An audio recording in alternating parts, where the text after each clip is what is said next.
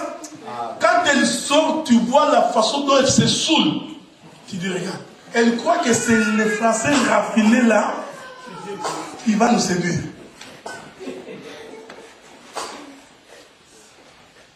Il tombe. C'est la Pâque. 3 jours après, le poisson les ramène. Vous comprenez? Il les fait sortir. C'est ça qu'on a fait avec Moïse. 3 mois après, on vient les poser au-dessus des eaux. La fête des pains sans levain. Nous avons voulu expliquer, frère dans le Seigneur, que l'écriture parlait de Jésus.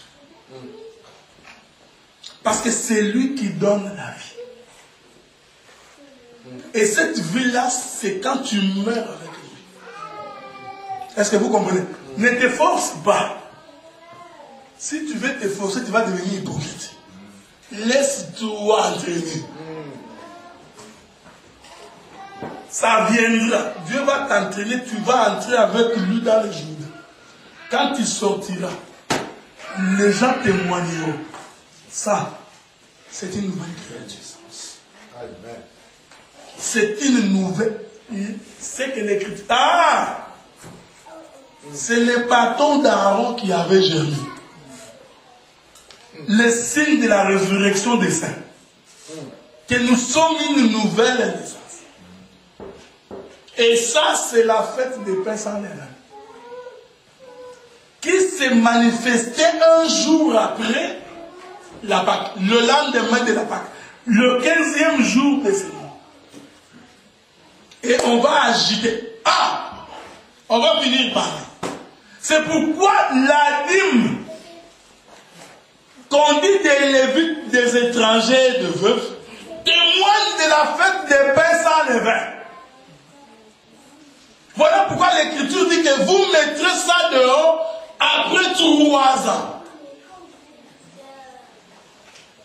Et là, quand vous mettrez dehors, ce sera une nourriture pour les Lévites, les étrangers et les veuves. Si Dieu nous... Parce que la veuve, c'est celui qui a perdu le mari. Est-ce que vous comprenez? La veuve, c'est celui qui a perdu le mari.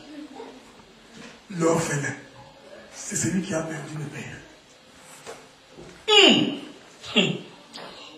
Il est merveilleux.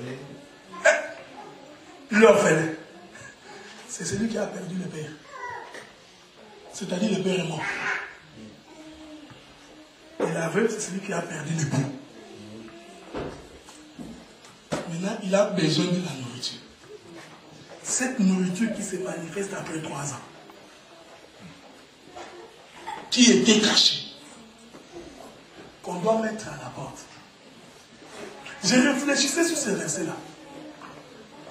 Je me disais, cette dîme-là se mettait en dehors du champ ou devant la porte.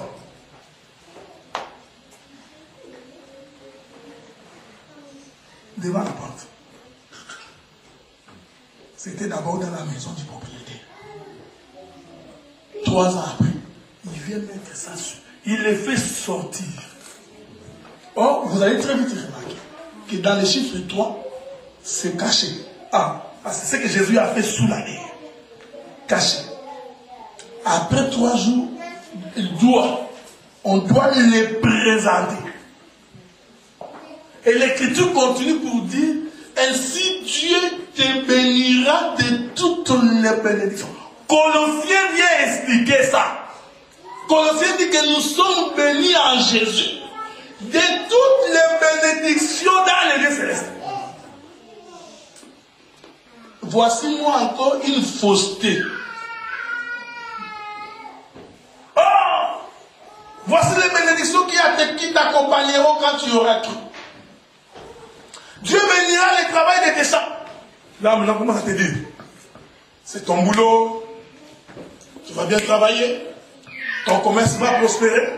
Remarquez. Toutes les bénédictions qu'on vous présente, on vous présente les matériels. Tout ce qui est terrestre. Ça va faire de vous des bossus. tout le monde aura un conquis ici. Parce que tout le temps, vous regardez sur la terre.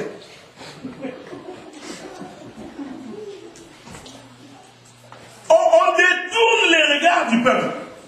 Vous ne vous rendez pas compte, frère dans le Seigneur. Toutes ces prédications sur les bénédictions, une mauvaise définition de la bénédiction. On prend tout le monde, on les fait regarder sur la terre. Maintenant, le peuple commence à courir derrière ça. Tu cours derrière le mariage. Cette femme que tu mettras à la maison, 3 mois après, elle va t'énerver. Terriblement. Au point où tu vas te dire, pourquoi je m'étais marié? Ça ne vous est jamais arrivé? Non, tout celui qui est marié, cela lui est arrivé. Tu vois? Parce qu'on t'a fait croire que c'est cette femme-là que tu as épousée, là, c'est ça la bénédiction. Ou à la femme, on lui a fait croire que l'homme-là que tu as pris, c'est ça la bénédiction. On a détourné ton regard. Maintenant, à un moment donné, tu commences à te poser, ce n'est pas l'homme que j'avais pris. On tourne les regards du peuple vers tout ce qui est terrestre. Les gens commencent à... Ce n'est pas mauvais hein, d'avoir la stabilité. Mais ne viens pas au Seigneur à cause de ça. Tout d'un coup, tout le monde devient des boursus. Très vite, ils vont attraper la dépression. Parce qu'ils vont chercher sur la terre, chercher. Tu marcheras, tu ne verras rien. Or, Jean nous dit, de la même manière que Moïse est là, les fils de l'homme aussi doivent être élevés.